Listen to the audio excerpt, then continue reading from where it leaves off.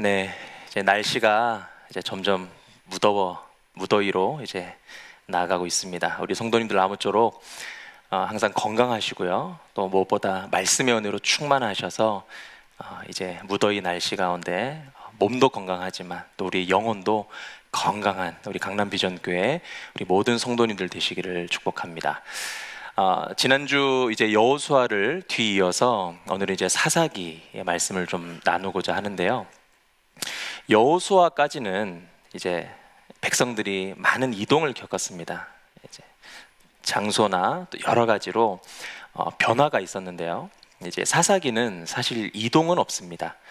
그냥 그 맡겨진 그리고 주어진 그 장소 안에서 이제 티격태격하고 그 안에서 또 여러 가지 하나님의 은혜들도 발견하는 그러한 이동이 없는 이스라엘 백성들의 모습이 사사기이지만 오늘은 어쨌든 그 안에서 하나님께서 우리에게 주시는 그 은혜들, 하나님께서 이스라엘 백성들에게 허락하셨던 하나님의 은혜들을 우리가 함께 또 묵상하면서 나아갔으면 좋겠습니다.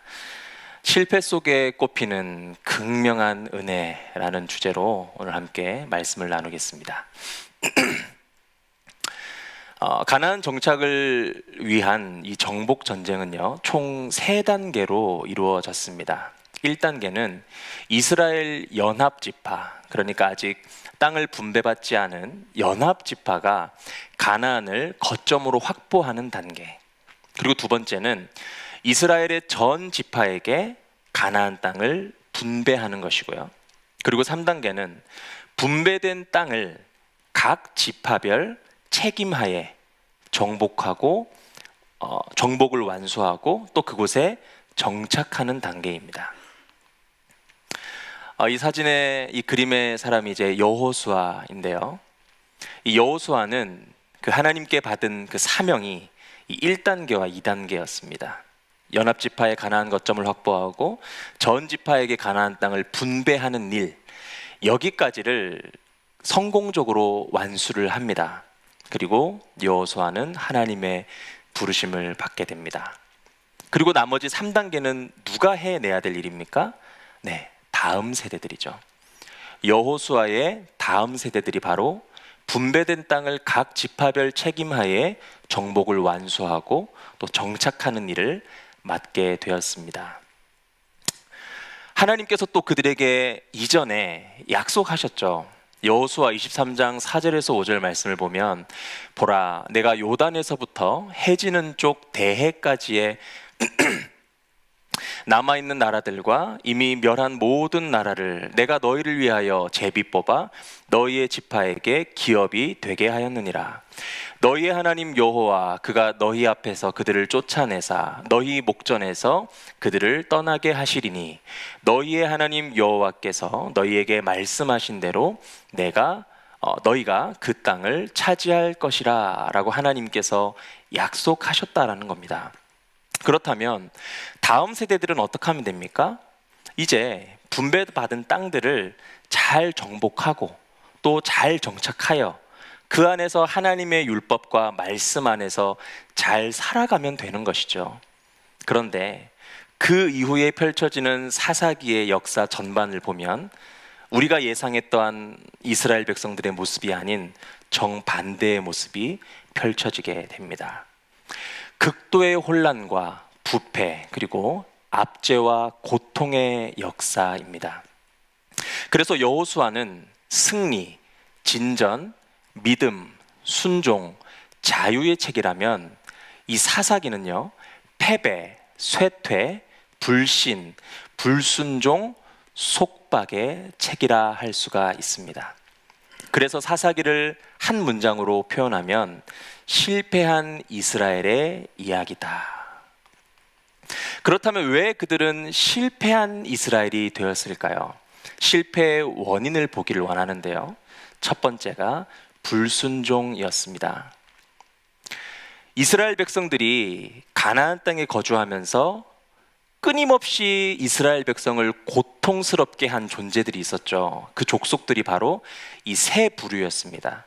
첫 번째 부류는 가나안 토착 원주민들이었습니다.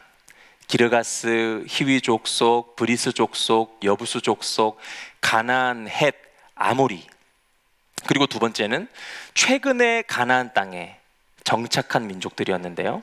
블레셋, 모압, 암몬, 이러한 족속이었습니다. 세 번째 부류는 사막 주변 지역에 사는 반유목민들이었습니다. 미디안이나 아말렉이었습니다. 대한민국은 물론 예전에는 일본 그 외에 어떤 그런 외적 그런 세력들로 고통을 많이 받았겠지만, 사실 지금 우리가 고민하고 있는 상대는 사실 북한이죠. 한 나라만 해도 굉장한 시간적, 정신적, 물질적인 소요가 필요합니다. 그런데 그 당시 이스라엘 백성들은요, 저렇게나 많은 족속들의 핍박과 또 어떤 고통을 주는 그 고통을 감내해야만 했었다라는 것이죠. 그런데요, 왜 이스라엘 백성들이 저러한 족속들과 끊임없이 전쟁을 벌이고 왜 그들에게 고통을 당했어야 했냐를 조금만 이전을 돌려보면, 먼저는 하나님의 시험이었습니다. 사사기 3장 1절에서 4절 말씀을 보면, 여호와께서 가나안의 모든 전쟁들을 알지 못한 이스라엘을 시험하려 하시며, 그리고 쭉 내려가서 여호와께서 모세를 통하여 그들의 조상들에게 이르신 명령들을 순종하는지 알고자 하셨더라. 하나님께서 전쟁을 알지 못하는 세대들에게 전쟁을 알게 하기 위해서 일부러 그 족속들을 그 가나안 지역에 남겨두셨다라는 겁니다. 전쟁을 알지 못하는 자들이 그냥 전쟁 끝까지 모르는 것도 나쁘지 않은데 왜 전쟁을 알게 하려 하셨을까요? 우리 아들 웬만하면 군대 안 가도 될 것 같은데 왜 군대를 보내야 합니까? 어떤 이런 말일과 비슷한데, 저도 개인적으로 저희 아들은 군대를 보내야 된다고 생각을 하는 그런 사람으로서 하나님도 이제 그런 입장이셨던 겁니다. 이스라엘 백성들은 전쟁을 통해서 지금까지 왔죠. 그 전쟁 안에서 모든 전쟁은 하나님의 것이고 하나님이 이스라엘 백성의 왕이시며 전쟁의 주관자이심을 백성들은 철저하게 깨닫고 여기까지 왔습니다. 그런데 우리 다음 세대들, 이스라엘 백성의 그 여호수아 다음 세대들은 그러한 것들을 알지 못하는 거예요. 그 안에서 경험하는 하나님의 역사, 그 안에서 나타나는 하나님의 굉장히 체계적이고도 세밀한 하나님의 일하심들을 다음 세대들은 경험해보지 못했다라는 것입니다. 하나님은 그래서 그들에게 그 과정들을 통한 하나님의 백성들로 세워지는 그 과정과 그 어떤 순서들을 하나님은 기대하셨다라는 것이죠. 그리고 또 하나님은 그들이 이제 그 안에 정착하고 있는데 앞으로 하나님께서 이제 이러한 명령을 하시거든요. 너는 마땅히 그 성읍 주민을 칼날로 죽이고 그 성읍과 그 가운데 거주하는 모든 것과 그 가축을 칼날로 진멸하고 곧 헷 족속과 아모리 족속과 가나안 족속과 브리스 족속과 히위 족속과 여부수 족속을 네가 진멸하되 내 하나님 여호와께서 내게 명령하신 대로 하라. 이렇게 하나님께서 명령하신단 말입니다. 하나님께서 그것을 원하셨어요. 내가 그들을 남겨놓았고 내가 그리고 지금 저들에게 그들을 진멸하라고 명령하는데 과연 그들이 내 명령에 따르는지. 왜 하나님의 명령을 따르는 것이 중요합니까? 이스라엘 백성의 다음 세대인 그들이 이제 처음으로 발을 내딛고 하나님의 백성으로 세워지는데 첫 번째 하나님의 시험, 첫 번째 하나님의 명령에 순종하는 것이 무엇보다도 중요한 것이죠. 왜요? 하나님을 신뢰하는 것으로부터 이 제사장의 나라는 시작되는 것이거든요. 하나님을 신뢰하는 것으로부터 온 세계와 열방 가운데 하나님의 영광과 나라를 증거해야 될 그 나라는 그분을 신뢰하는 것에서부터 시작되기 때문입니다. 우리의 신앙도 마찬가지입니다. 신앙생활의 시작은요, 하나님을 신뢰하는 것으로부터 시작을 합니다. 신앙생활을 오래 하는 것보다 더 중요한 것, 내가 오늘 이 시간, 나에게 맡겨주신 이 시간, 나에게 맡겨주신 일의 자리들, 삶의 자리들, 그 안에서 얼마나 내가 하나님을 하나님으로 인정하며 신뢰하는가. 하나님은 그것을 굉장히 중요하게 여기시고 그것으로부터 그 사람의 신앙을 시작하게 하신다는 것이죠. 이스라엘 백성들도 하나님이 그것을 기대하셨습니다. 저들이 이제 첫 시작을 하는데 과연 나를 신뢰할까? 정말 나를 믿을까? 거기 있는 족속들을 싹 몰아내버리고 거룩하고 경건한 하나님의 백성들로 시작을 해야 되는데 그것을 가능하게 만들 수 있을까? 하나님은 그것을 궁금해 하셨다라는 것입니다. 그런데 어떻게 됐습니까? 백성들이 불순종합니다. 사사기 1장 19절을 보면 여호와께서 유다와 함께 계셨으므로 그가 산지 주민을 쫓아내었으나 골짜기의 주민들은 철병거가 있으므로 그들을 쫓아내지 못하였으며, 사사기 1장 21절에 베냐민 자손은 예루살렘에 거주하는 여부수 족속을 쫓아내지 못하였으므로 여부수 족속이 베냐민 자손과 함께 오늘까지 예루살렘에 거주하니라. 사사기 1장 27절에 므낫세가 베스안과 그에 딸린 마을들의 주민과 다낙과 그에 딸린 마을들의 주민과 돌과 그에 딸린 마을들의 주민과 이블로암과 그에 딸린 마을들의 주민과 무깃도와 그에 딸린 마을들의 주민들을 쫓아내지 못하매 가나안 족속이 결심하고 그 땅에 거주하였더니, 백성들은 그 하나님의 기대, 우리를 향한 하나님의 기대를 저버렸습니다. 불순종함으로. 하나님께서 분명 진멸하라 하셨습니다. 거룩하고 경건한 제사장의 나라로 쓰임받을 백성들이기에 너희들은, 하나님은 아신 것이죠. 그들이 불순종함으로 나타나는 여러 가지 열매들과 결과들을 하나님은 이미 아시고 깔끔하게 정리하여라, 진멸하여라. 하지만 그들은 불순종했습니다. 그들이 이렇게 하나님의 말씀 앞에 불순종하게 된 원인은 신앙적인 나태함이었습니다.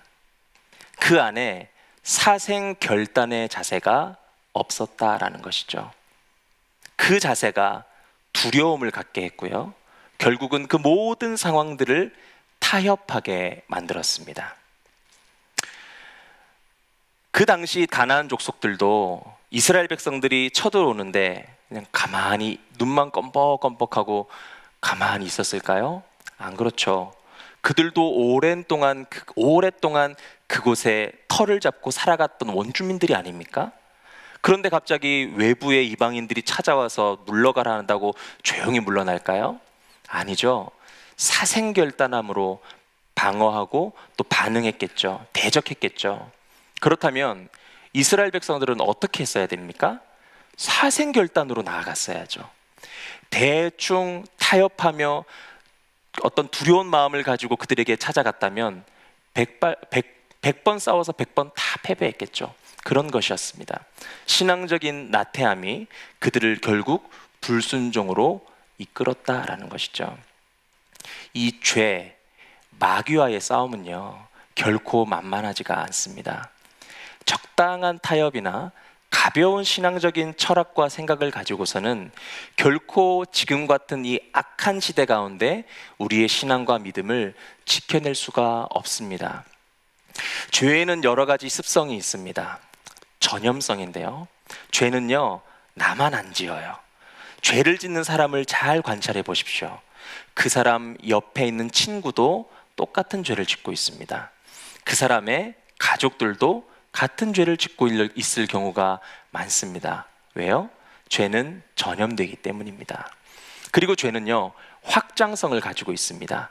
처음에는 그냥 100원만 훔쳐야지 라고 했다가 어느 순간 시간이 지나 그 사람의 호주머니를 들춰보면 10,000원짜리, 50,000원짜리가 나오게 되는 것이죠. 죄는 확장되는 것이고요. 그리고 또 하나의 죄의 습성이 있는데 그것이 바로 잠식성입니다.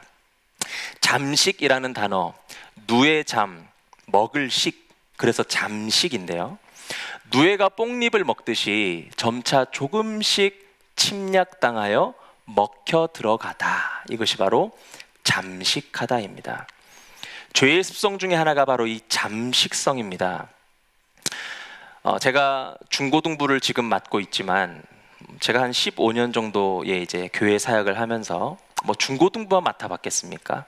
그보다도 어린 아이들, 또 그보다 높은 청년들, 또 기성세대들을, 또 그 위에 장년들을 이렇게 다 케어하면서 사역을 해본 결과 어느 정도의 통계치라는 게 있어요.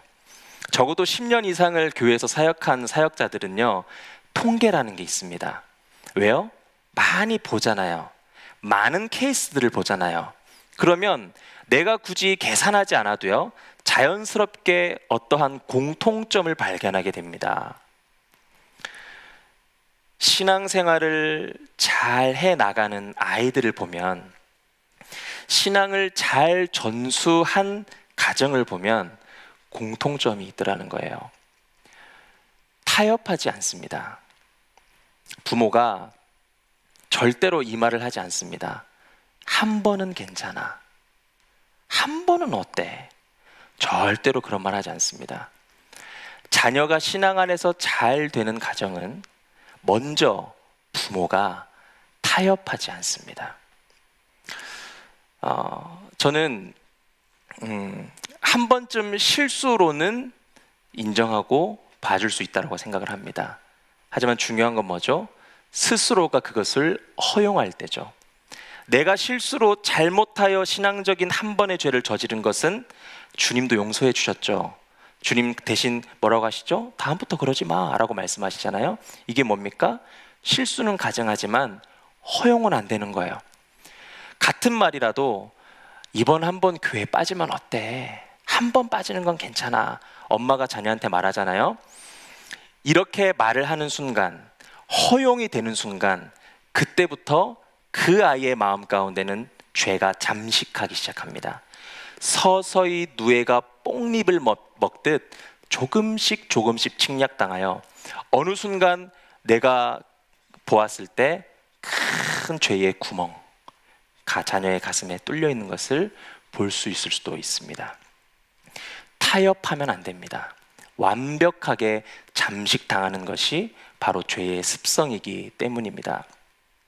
죄에 대한 승리, 이 신앙의 성공은요, 생명을 건 영적 싸움으로만 가능합니다. 적당히, 대충, 되겠지라는 생각으로는 정말 이 악하고 패역한 시대 가운데 우리의 신앙과 믿음을 지키기 참 어렵습니다. 신앙적인 나태함을 주의해야 하고요, 사생 결단의 자세로 싸워야 하는 것입니다. 작은 결단, 작은 승리 하나하나가 결국엔 강력한 영적인 근육을 만들어냅니다. 앞에서 자녀와 부모에 대한 예를 들었으니까 좀 권고하고 싶은 것은, 예배가 참 중요하다라고 우리 교회에서도 끊임없이 강조하죠. 교회에서 강조하는 것을 말하기 이전에 예배는 삶입니다. 예배에 승리해야 인생에도 승리하는 것입니다. 중고등부 예배 마지막에 항상 아이들과 함께 외치는 것, 시작하면 아이들이 예배에 승리해야 인생에도 승리한다라고 얘기하는데요. 자녀들에게 여지를 주지 마십시오. 괜찮아. 공부하기 때문에 못 가도 돼. 학원 있으니까 예배 빠져도 돼. 이러한 허용을 남발하시면 안 됩니다. 그 한 번이 두 번이 되고 두 번이 세 번이 되어 죄가 잠식되어 버리면 그 뒤로는 아무리 훌륭한 목회자들도, 순간 저를 가리킬 뻔했는데요, 저 말고 아주 훌륭한 담임 목사님 같은 목회자들도 그 뒤로부터는 손을 쓸 수가 없습니다. 이미 잠식되어져 버렸기 때문이죠. 허용하시면 안 됩니다. 실수는 할 수 있지만 허용해서는 안 됩니다. 이스라엘 백성들이 실패하게 된 두 번째 원인은요, 신앙 전수의 실패였습니다. 사사기 2장 7절에서 10절 말씀을 보면, 백성이 여호수아가 사는 날 동안과 여호수아 뒤에 생존한 장로들, 곧 여호와께서 이스라엘을 위하여 행하신 모든 큰 일을 본 자들이 사는 날 동안에 여호와를 섬겼더라. 여기까지는 좋았어요. 여호와의 종 눈의 아들 여호수아가 110세의 죽음에 무리가 그의 기업에 경내 에브라임 산지 가스산 북쪽 딥낫 헤레스에 장사하였고 그 세대의 사람들로 다 그 조상들에게 돌아갔고 이제 큰일 난 것입니다. 여호수아와 함께 했던 사람들도 이제 다 죽었습니다. 그 후에 일어난 다른 세대는 여호와를 알지 못하며 여호와께서 이스라엘을 위하여 행하신 일도 알지 못하였더라. 아주 독특한 용어를 썼는데요. 바로 다른 세대입니다. 그 후에 일어난 세대라고 해도 되는데 왜 그 후에 일어난 다른 세대라고 했을까? 아마 다른이라는 의미가 좀 유의미한 단어가 아닐까라고 생각을 해서 좀 주석을 보았더니 여기서 사용된 다른은요, 아헤르라는 단어인데요. 질적인 차이를 반영하지 않는 또 다른, 그러니까 another가 아니에요. 여기서 말하는 다른은요, 질적인 차이를 나타내는 다른입니다. different입니다. 완전히 이건 의미가 다르죠. 새롭게 일어난 세대, 여기서 말하는 새롭게 일어난 세대는 그래서 이전의 세대와 시간적인 차이를 두는 다음 세대의 의미도 있지만 본질적인 부분에서 차이가 있는 세대다라는 겁니다. 그렇다면 본질적인 부분에서 차이가 있는 그 본질이 뭔가? 그게 바로 저것이라는 거예요. 여호와를 알지 못하는 것, 그리고 여호와께서 이스라엘을 위해서 행하신 일도 알지 못하는 것. 성경은 본질을 말할 때 하나님에 대한 지식을 말합니다. 우리 인간에게 본질은요, 하나님입니다. 아멘이십니까? 하나님을 알고 모르는 것을 그 인간의 본질을 따질 정도로 성경은 하나님을 아는 지식을 너무나도 중요하게 가르치고 있습니다. 알지 못하다라고 했는데요, 로야데우라는 단어입니다. 야도유의 원형이 바로 야다라는 단어. 야다라는 단어는 설교 때도 많이 나오기 때문에 여러분들 잘 아실 겁니다. 부부간의 깊은 알미죠. 육체적으로든 정신적으로든 정서적으로든 부부관계의 그 관계 가운데 있는 그 알물 야다인데, 그 야다로부터 온 야데우라는 단어에다가 절대 부정인 로를 붙인 거예요. 그래서 로야데우입니다. 그러니까 로야데우는 그냥 알지 못해, 몰라, 이 정도 수준이 아니고요. 하나님에 대해서 어떠한 것든, 뭐 정신적이든 정서적인 것이든 어떤 것이든 하나님에 대한 아무런 지식이 없다라는 겁니다. 여호와에 대한 무지함이 너무나도 심각한 상태를 지금 말하고 있는 것이 바로 알지 못하다라는 말입니다. 그리고 여호와께서 이스라엘을 위하여 행하신 일도 알지 못하였더라.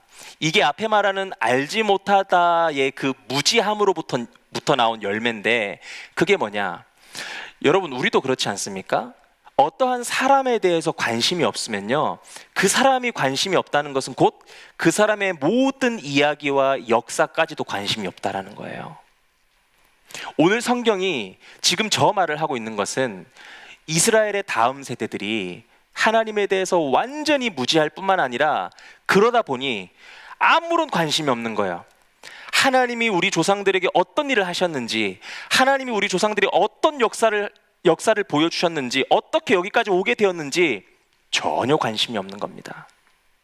그러든 말든 나는 내 삶을 살아갈 거야, 이러한 자세로 다음 세대가 지금 살아가고 있다는 것이죠. 존재에 대한 무심함은요, 존재 전부에 대한 무심함으로 이어지기 마련입니다. 역사, 이야기 또는 그 존재에 대한 미래까지 아무런 관심이 없습니다. 알 바가 없는 것입니다.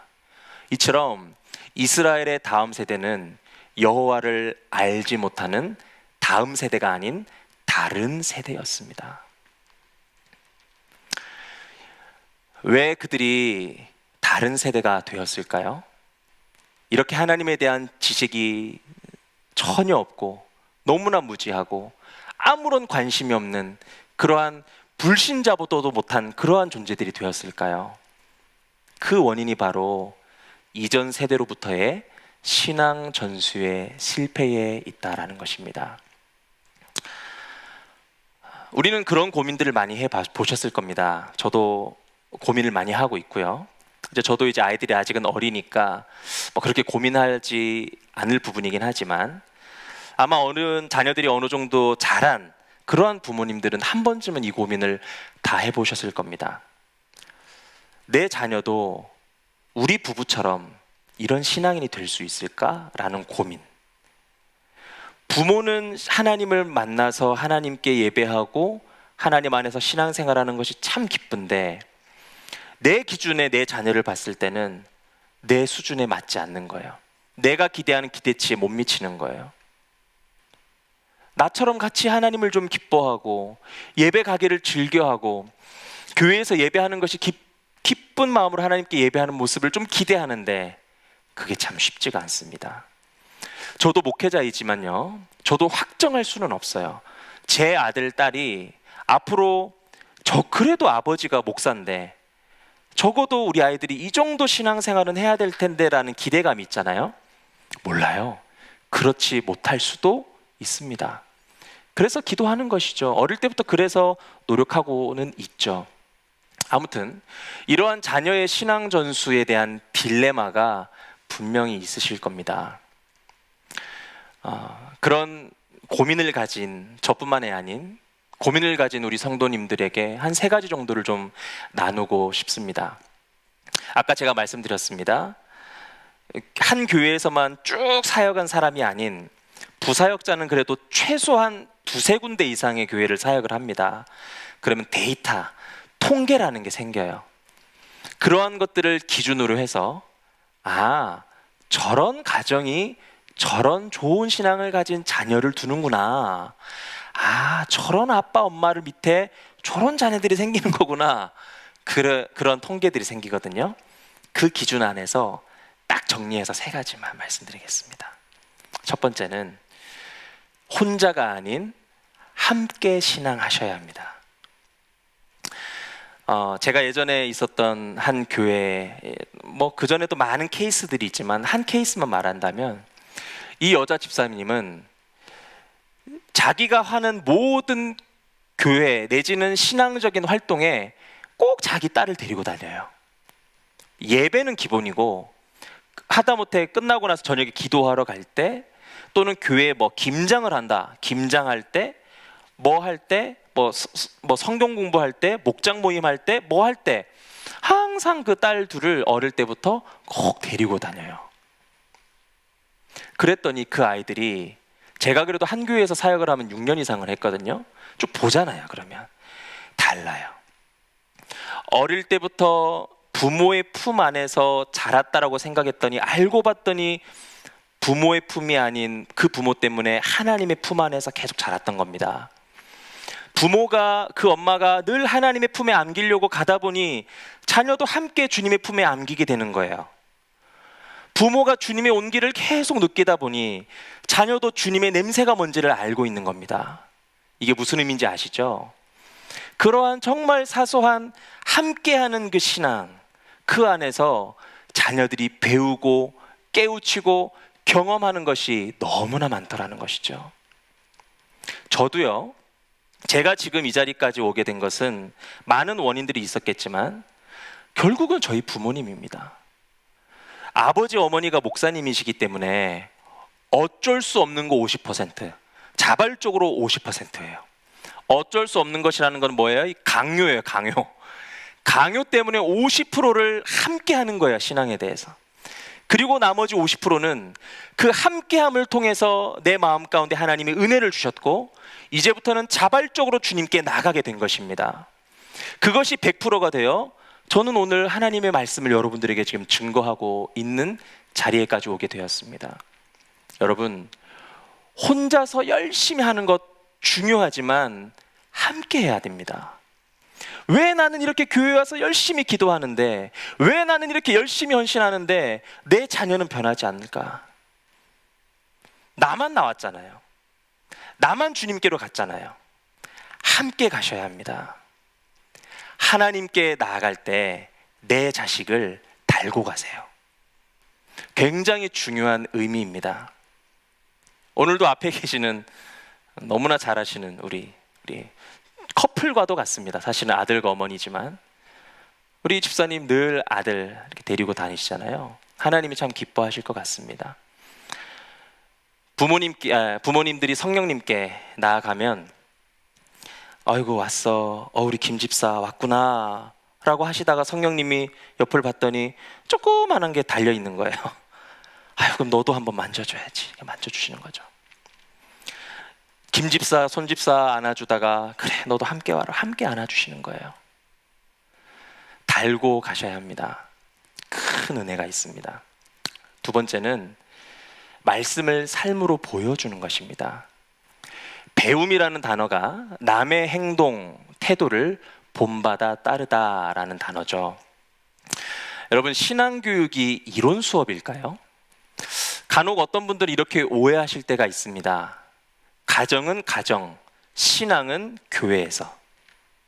그래서 교회를 보내는 것을 마치 학원 보내듯 보내는 분들이 있습니다. 목사님 몇 시부터 시작인가요? 네, 그러면 그러고 딱 그 시간 딱 마치면 바로 딱 보내주세요.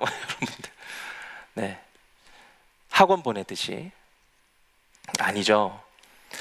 교회에서 목회자와 함께하는 시간을 퍼센트로 치면 한 5% 될까요? 저는 그보다도 안 된다고 생각을 합니다. 많이 만나는 걸 얘기하는 것이 아니에요. 시간을 말씀드리는 것이 아니라 그 어떤 아이가 받아들일 때 그 신앙적인 어떤 영향력을 말하는 것입니다. 물론 목회자의 입을 통해, 교사들의 입을 통해 말씀이 전해지죠. 하지만 여러분, 아이가 정말 신앙을 배우는 곳은요, 목사가 아니에요. 아이의 눈과 귀와 감정은요, 온전히 부모에게 고정되어 있습니다. 99%예요. 신앙의 틀 거의 80% 이상은요, 가정에서 결정된다는 것을 잊으시면 안 됩니다.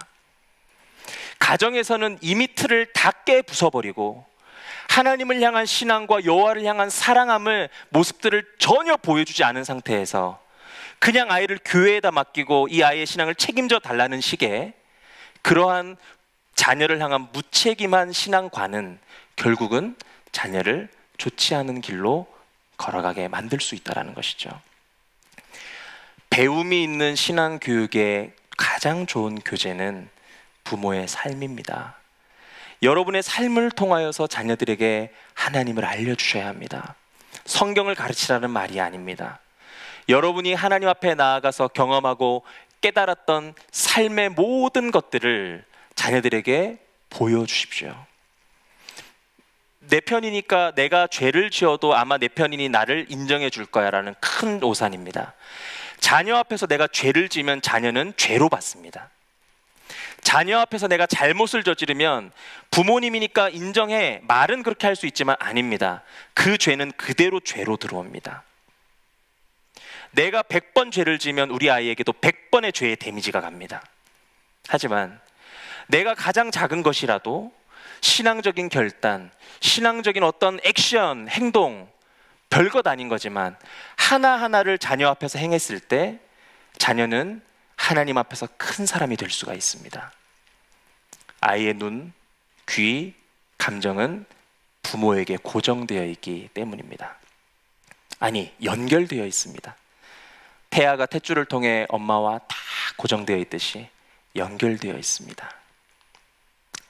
세 번째는 그때부터 뭘 할 수 있냐? 구체적으로 성경을 가르치는 것입니다. 결국 영혼을 변화시키는 것은 성령님이시죠. 말씀이죠. 말씀을 구체적으로 배울 수 있는 기회를 제공하셔야 합니다. 부모님은 성경을 가르칠 수 있는 지혜와 지식이 없을 수 있잖아요. 목회자가 아니니까. 그렇다면 어떻게 해야 됩니까? 기회를 주어야죠. 장을 열어주셔야죠. 저희 아버지가 제가 어릴 때부터 난 커서 목사가 될 거야 라고 얘기하니까 중학생 때부터 매주 토요일마다 부산을 보내서 말씀을 배우게 하셨어요. 그래서 기차를 타고 학교 끝나면, 그때는 토요일도 학교를 갔었습니다. 학교 마치면 기차를 타고 밀양에서 부산까지 혼자서 가는 거예요. 그래서 거기서 4시간 동안 말씀 공부하고 배우고 또 거기서 훈련도 받고 전도 훈련도 받고 그렇게 해서 매주마다 이렇게 말씀을 배웠던 기회들이 있었습니다. 그런 것이죠. 기회를 제공하는 것입니다. 교회에서 좋은 말씀 공부가 있다, 교회에서 어떤 좋은 집회가 있다, 간증의 시간이 있다, 뭐 찬양 집회가 있다, 금요 성경 아카데미가 있다, 보내시는 거예요. 할 수 있도록 돕는 것입니다. 격려하시는 것입니다. 하다못해 용돈이라도 찔러주면서, 간식이라도 찔러주면서, 협상이라도 해가지고 아이가 하나님의 말씀을 받을 수 있도록 도와주는 것입니다. 구체적으로 성경을 배우지 못하면요, 결국은 감정신앙이 될 수 있거든요. 흔들리는 신앙이 됩니다. 말씀의 체계가 없으면 감정이 내 신앙임으로 오인할 수가 있습니다. 강력한 눈물을 흘리면 내가 뭔가 하나님을 더 깊이 아는 것 같고, 내가 오늘 삶의 현장에서 받았던 여러 가지 문제들 때문에 내 감정이 안 좋으면 왠지 내 신앙이 안 좋아진 것 같은 그런 흔들리는 신앙을 갖는다고요. 그게 아니잖아요. 내가 지금 감정이 어떻든, 내가 지금 힘들든, 내가 눈물을 흘리고 있든 아니면 기쁘든, 하나님은 여전히 하나님이시지 않습니까? 내가 흔들린다고 복음이 흔들립니까? 내가 잘못됐다고 십자가가 잘못된 것입니까? 아니잖아요. 하나님의 말씀으로 체계화되어야 흔들리지 않는 굳건한 믿음 앞에 설 수 있다는 것입니다. 말씀을 배울 수 있도록, 가르침을 받을 수 있도록 도와주셔야 합니다. 이후에 이제 불순종과 다음 세대에 대한 신앙 전술을 실패한 이스라엘 백성들, 350년 동안 이제 사사시대가 이어지는데요, 극도의 혼란과 부패, 그리고 압제와 고통의 역사가 시작이 됩니다. 불순종으로 진멸하지 않은 족속들이 끊임없이 본인들을 이제는 괴롭혔고요, 이 신앙 전수의 실패로 인한 이스라엘 백성들이 정신을 차리지 못하고 여호와 하나님을 등진 채 자기 멋대로, 마음 가운데 내키는 대로, 마음대로 살아가는 거예요. 가나안 족속들과 통혼하고요, 우상 문화에 그냥 동화되어서 우상 숭배하고 있고요, 결국은 다 배교해버립니다. 바알을 섬겨버립니다. 그래서 이스라엘은 이 종교적, 도덕적 무정부 상태 안에서 극심한 죄악의 역사와 고통의 역사를 만들어내게 되는 것입니다.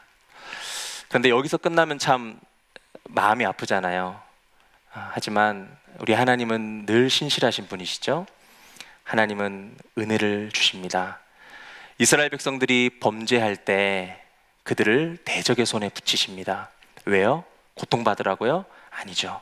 그들을 살리기 위함입니다. 그러면 그들이 회개하죠. 하나님 도와달라고. 그러면 하나님은 그들을 위해 사사를 세우셔서 다시 그들을 구원하십니다. 지금 지도가 잘 보이지 않으시겠지만 여러 족속들이 저 이스라엘 그 땅 안에 다 분포되어 있죠.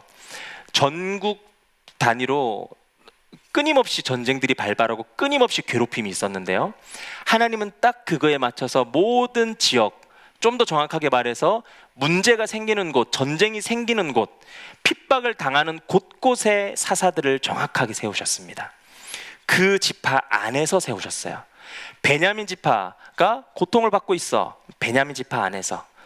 유다 지파가 고통을 받고 있어. 유다 지파 안에서. 이렇게 지파 안에서 사사들을 세우셔서 그들을 구원하십니다.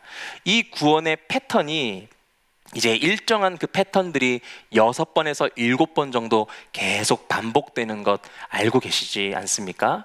바로 그것이 이 패턴입니다. 여호와의 목전에서 악을 행하고 여호와를 잊어버리고 바알과 아세라를 섬기니까 하나님께서 메소보다미아 왕을 붙이시죠. 그랬더니 고통스러우니 하나님께 죄송합니다, 회개합니다. 그러니까 하나님께서 사사 온니엘을 세워 40년 동안 통치하게 하시고 그들에게 평화를 주시고, 그렇게 끝나면 참 좋겠지만 또 죄를 지었죠. 여호와의 목전에 또 악을 행합니다. 그러면 모압 왕을 또 그들의 손에 붙이시고, 그리고 회개하면 에훗과 삼가를 세우셔서 80년 동안 통치하게 함으로 평화를 주시는, 어떠한 이러한 패턴들이 6번, 7번 끊임없이 계속 반복적으로 돌아가게 되죠. 좋은 진리가 있습니다. 왜 계속 반복했을까요? 왜 반복했을까요? 첫 번째는 계속 죄를 지으니까요. 근데 두 번째가 은혜롭죠. 계속 구원해 주셨기 때문입니다. 이것이 참 좋은 은혜인 것 같습니다. 하나님만 하실 수 있는 은혜입니다. 우리 사람 같으면요 이미 여기서 끝납니다. 예, 다시는 내가 너 도와주는 봐라 이제 이렇게 딱 끝나는데, 하나님의 사랑은 변치 않고 영원하잖아요. 아마 7번, 8번 이상으로 가도 하나님은 회개하면 또 흰눈과 같이 새하얗게 씻어 주실 것입니다. 우리 하나님이 그런 하나님이십니다. 당시 이스라엘의 이런 상황을 나타내는 상징적인 성경의 진술이 있습니다. 그때에는 이스라엘의 왕이 없으므로라는 이 문장인데요, 두 가지 정도의 의미를 갖습니다. 첫째는 왕정 체제 초기의 이스라엘 백성들을 대상으로 하며 다윗과 같은 의로운 왕의 통치를 소망하는 거예요. 성경도 그것을 소망하는 것이고요. 그리고 두 번째, 사실은 이것이 사사기의 본질적인 메시지인데, 모든 세대와 모든 인류, 바로 이 자리에 계신 저와 여러분들을 향한 메시지입니다. 인간 왕의 통치가 아닌 하나님의 통치를 의미하는 것이죠.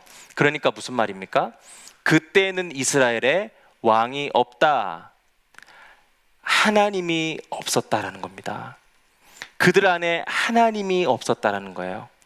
사사기의 혼란과 부패의 진짜 이유는 인간 왕이 없어서가 아니라 그들이 자신들의 참된 왕이신 하나님을 버렸기 때문이라는 것입니다. 오늘 이 메시지를 사사기는 우리에게 가르쳐주고 싶은 것입니다. 그때의 이스라엘의 왕이 없으므로 곧 그들에게 하나님이 없었다라는 말입니다. 그러나 하나님은 항상 그들 중에 계셨습니다. 앞에서 말하는 그들이, 사사기가 말하는 그들이 하나님은 없었다라는 말은 진짜 하나님이 그 안에 없다라는 말이 아니죠. 그들이 하나님을 버렸다라는 말이죠. 실상은 무엇입니까? 하나님은 항상 그들 중에 계셨습니다. 참된 왕으로서 열심으로 일하고 계셨습니다. 아까 그 표를 보시면 아시잖아요. 6번, 7번 계속 반복하며 하나님께서 그들을 구원하지 않습니까? 여러분, 학대 중에 가장 끔찍한 학대는 방치와 방관입니다. 때리는 것보다 더 무서운 게요, 아예 방치해버리는 겁니다. 관심을 주지 않는 거예요. 연예인들도 그걸 가장 두려워한다라고 하죠. 댓글이 없는 거. 차라리 악플이라도 달렸으면 좋겠는데 댓글조차 없어요. 무슨 말이에요? 인기가 없다라는 거죠. 관심이 없는 거예요. 방관하는 거예요. 방치하는 거예요. 하나님이 그들을 대적의 손에 붙이셨다라는 것은 그들을 향한 사랑의 역사가 끊임없이 이어졌다라는 말입니다. 은혜입니다. 우리 가운데 고백되어야 될 은혜는 바로 이런 겁니다. 좋은 것, 나쁜 것, 기쁜 것, 또 고난이든 그 어떤 것이든 우리가 그 모든 과정 중에 있을 때 하나님이 함께 하신다라는 이 사실이 우리에게 놀라운 은혜인 줄 믿습니다.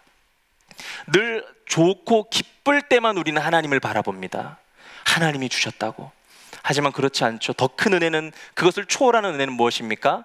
어떤 상황이 되든 그 안에서 하나님은 변치 않고 신실하게 우리 앞에 딱 달라붙어서 우리를 돕고 계시고 우리를 응원하고 계시고 우리 가운데 선한 일들을 이루어 가신다라는 그 사실이지 않겠습니까? 이스라엘 백성들은 바로 그걸 몰랐다라는 거예요.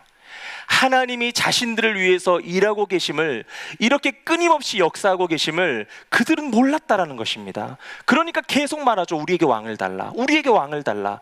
왕이 있다니까요. 왕이 계속 함께하고 계셨다니까요. 왕이 없었으면 이들이 살 수가 없었다라니까요. 이스라엘 백성들에게 그것이 바로 가장 큰 괴로움이었습니다. 누리지 못했다라는 거예요. 하나님의 동행하심을 누리지 못했습니다. 임마누엘의 축복을 누리지 못했어요. 신앙생활의 가장 큰 기쁨은요, 고통 중에도 소망이 있는 것임을 믿습니다. 힘들어도 바라볼 수 있는 대상이 있다라는 거예요. 말 못한 사정이 있어도 모든 것을 알고 계시는 분이 우리 하나님이시라는 사실, 내 아빠라는 사실, 그것이 놀라운 은혜라는 것입니다. 이스라엘 백성들은 임마누엘의 복을 누리지 못했습니다. 나를 사랑하시는 우리 하나님은요, 결코 나를 방치하지 않습니다. 방관하지 않으십니다. 하나님은 나의 참된 왕이시기 때문이죠. 그분은 지금도 우리를 위해서 열심히 일하고 계십니다. 신실한 하나님은 나를 향한 계획을 신실하게 이루어 가실 겁니다. 중요한 건 무엇입니까? 나입니다. 중요한 건 백성들입니다. 하나님은 변치 않습니다. 결론은 나입니다.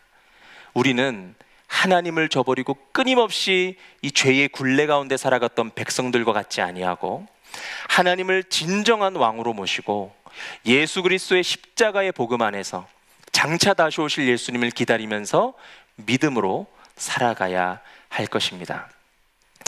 오늘 짧은 시간이지만 사사기의 이 전쟁 또 그들의 실패된 인생들을 통해서 몇 가지 교훈들을 나누었는데, 이 말씀들이 우리의 삶에 잘 뿌리 박아서 여러분의 삶과 신앙의 인생 가운데 복된 또 꽃이 피는 귀한 은혜의 말씀이 되시기를 축복합니다. 우리 함께 기도하시겠습니다. 좋으신 아버지 하나님, 감사합니다. 하나님은 언제나 내 곁에서 항상 나를 돌보시고 내가 힘들 때나 기쁠 때나 어려울 때나 넘어져 있을 때나 일어서 있을 때나 나를 도우시며 신실하게 인도하여 주신 하나님이심을 믿습니다. 하나님, 그 하나님을 오늘 이 시간 다시 한번 강력하게 붙들기를 소망합니다. 하나님이 나의 아버지시며 주님이 나의 왕 되심을 선포합니다. 나의 왕이신 하나님, 우리의 삶 가운데 좌정하여 주옵소서. 우리의 삶을 통치하여 주옵소서. 하나님께 나의 모든 인생과 내 자녀들의 모든 삶을 맡겨드립니다. 주의 영광을 위해 사용하여 주시옵소서. 예수님의 이름으로 기도드렸습니다. 아멘.